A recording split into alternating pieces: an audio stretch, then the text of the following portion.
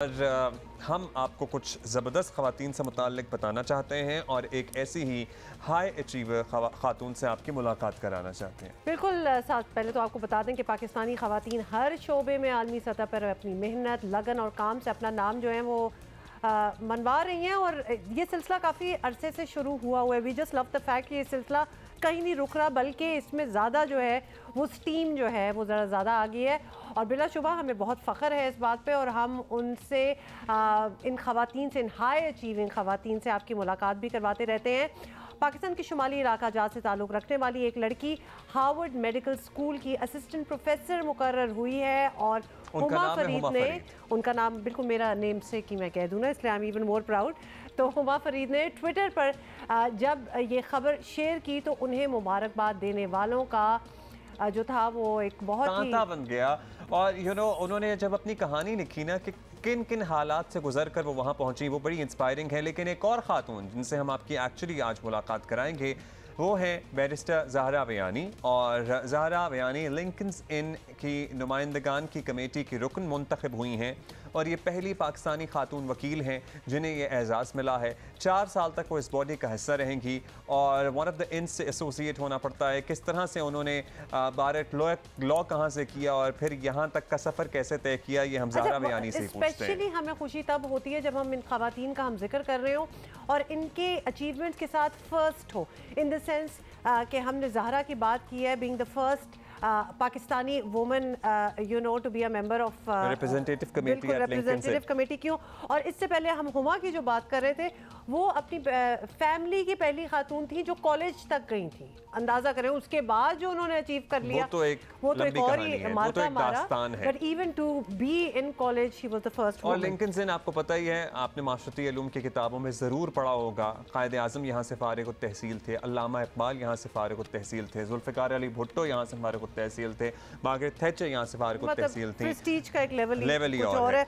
ज़हरा बयानी ने हमें ज्वाइन किया है, member Lincoln's Inn representative committee. Zahra, thank you so much for joining us. आपके बारे में जब हमें पता चला है और हम we were trying to find out more, तो हम ऑलरेडी बड़े इम्प्रेस थे और फिर आपसे जब अभी थोड़ी ब्रेक में बात हुई है तो बहुत अच्छा लगा।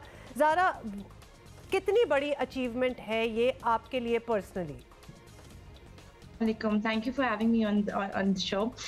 जी, इट्स अ बिग अचीवमेंट क्योंकि यहाँ पहुँचने के लिए थोड़े से काफ़ी हर्डल्स थे, लेकिन फ़ख्र की बात है, बहुत खुशी भी होती है कि जीती। वो भी काफ़ी लोगों के काफ़ी लोग खड़े हुए थे इस पोजीशन के लिए, तो अच्छा लगता है। I feel good. अच्छा, ये वोटिंग के ज़रिए मुमकिन होता है। एक तो हमें ज़रा प्रोसेस समझाएं कि इतने प्रेस्टीजियस इदारे की रिप्रेजेंटेटिव कमेटी का रुकन मुंतखब हो जाना एक पाकिस्तानी खातून होते हुए चैलेंजिंग था, हर्डल्स क्या थी, कैसे मुमकिन हुआ? जी, तो वोटिंग तो ई वोटिंग होती है। इस पोजीशन के लिए अनप्रेसिडेंटेड था कि पहले कभी 19 लोग नहीं खड़े हुए थे इस पोजीशन के लिए from all over the world including UK. तो वहाँ से भी नुमाइंदे खड़े हुए थे and you have to do e voting as I said. उसके लिए जो हमने कैंपेनिंग की और थोड़े मसले ये थे कि पाकिस्तान से 2 और लोग खड़े हुए थे और बहुत शुरुआत में ही मुझे कहा गया था कि आप तो जीतेंगी नहीं, तो आप बैठ जाएं, स्टेप डाउन। तो वो ऐसी चीज़ें थी जिससे आई फेल्ट कि उन्होंने कहा था कि पाकिस्तान का वोट डिवाइड हो जाएगा और कोई और कोई और मुल्क से नुमाइंदा इलेक्ट हो जाएगा। तो ये चंद चीज़ें थी जिसकी खिलाफ मुझे थोड़ा सा जद्दोजहद करनी पड़ी, लेकिन अच्छा ज़हरा, ये भी ज़रूर बताइएगा कि इस बॉडी की आप 4 साल तक जो है इस बॉडी का हिस्सा रहेंगी, तो what kind of contribution do you make in it? मतलब क्या चीज़ें होती हैं जो आप जब इस कमेटी का मेंबर होंगी तो how can you affect it, change things, make them better? क्या होता है? देखिए, मेरी टर्म शुरू होता है जनवरी से। मैंने एक एजेंडा ऑलरेडी बनाया हुआ है, मैंने अपनी कैंडिडेट स्टेटमेंट में भी यही सबको दी थी। उसमें ये है कि एक तो मैं चाहती हूँ कि पाकिस्तानी स्टूडेंट्स को वहाँ स्कॉलरशिप मिले बार करने के लिए। 55% 55% वहाँ इंटरनेशनल स्टूडेंट्स होते हैं इस इनमें, बिकॉज ऑफ जैसे आपने नामवर लोगों की बात की, स्पेशली मोहम्मद अली जिन्ना साहब की वजह से काफ़ी पाकिस्तानी वहाँ जाते हैं स्टूडेंट्स। तो उनके पास लेकिन कभी कभी पैसे नहीं होते या तो I want a Jinnah scholarship to be there. मुझसे जो पहले लोग वहाँ थे, उन्होंने जो नुमाइंदे थे, उन्होंने भी कोशिश की थी, लेकिन वो कभी अभी तक कामयाब नहीं हुए। तो आई वांट कि 2 या 3 लोगों के लिए एटलीस्ट जिन्ना स्कॉलरशिप हो। उसके अलावा प्यूपिलिस्ट जो होती है वहाँ ऑब्टेन करनी बहुत मुश्किल है। वहाँ हासिल कोई बहुत कम लोग हासिल करते हैं, इवन जो यूके के लोकल रेजिडेंट्स होते हैं वो भी नहीं हासिल कर सकते।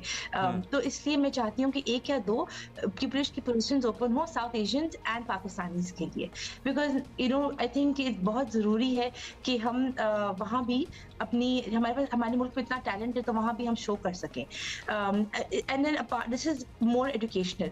लेकिन जब हम बात करते हैं वो चीज़ों पे जिनकी जो वेस्ट की वजह से हमें अफेक्ट होता है, क्लाइमेट चेंज हो गया, अभी हमारे कितने लोगों की जानो माल को नुकसान हुआ है फ्लड रिलीफ की वजह से, सॉरी। तो रिलीफ वर्क में मैंने थोड़ा काम किया है, and I want to speak over there about not only relief work, लेकिन उनकी क्लाइमेट चेंज के जो मसाइल हैं, मैं चाहती हूँ कि वहाँ के लोग यहाँ आए, हम बात करें, हम इंटरनेशनल डायलॉग तो करें।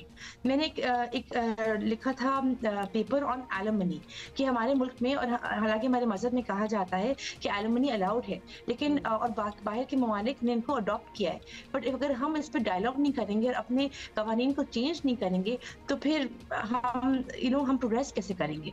तो आई थिंक ये ऐसी बातें हैं और ऐसे टॉपिक्स हैं जो वहाँ पर अगर हम हाईलाइट करें और मैं हाईलाइट कर सकूँ, तो फिर मैं पाकिस्तान की सॉफ्ट इमेज तो पोर्ट्रे करूँगी, बट हम एक प्रोग्रेशन की तरफ जाएं और भी।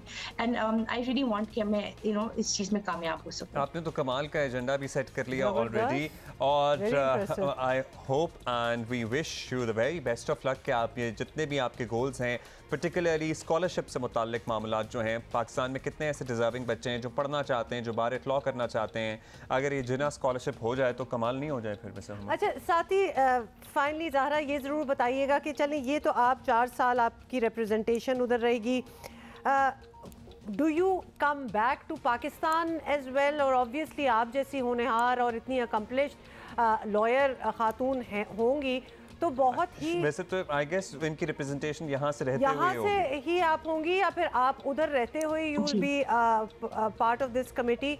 How does that work? नहीं, मैं जी नहीं, मैं कराची में ही बेस्ड हूँ। मैं इंग्लैंड जाऊंगी, साल में 6 से 8 मीटिंग्स होती हैं, तो I will be there for most of them in person. उसके अलावा जूम भी होता है, but I think in person impact ज़्यादा होता है, तो आई विल डू दैट। मेरी यहाँ लॉ फर्म है ज़ारा इस्फहानी एसोसिएट्स के नाम से, और मेरे साथ 9 और लोग हैं जो मेरे एसोसिएट्स हैं। तो I have a large team over here, and यहाँ खोलने का मकसद यही था कि एक तो ख्वाब था कि अपनी खुद की फर्म हो, लेकिन उसके अलावा ये भी था कि अपनी मुल्क में भी give back to my country as well. तो इसलिए मैं प्रो बोनो काम भी करती हूँ apart from my mainstream practice. चलो, आप ज़बरदस्त काम कर रही हैं अपने लिए भी, पाकिस्तान में मौजूद ख़वातीन वकला के लिए भी, और अब तो आप इतने प्रेस्टिजियस प्लेटफॉर्म पे पाकिस्तानी ख़वातीन की पर्टिकुलरली नुमाइंदगी कर रही हैं। We are very proud of you Zara Bayani, and thank you for being with us. Thank you so much.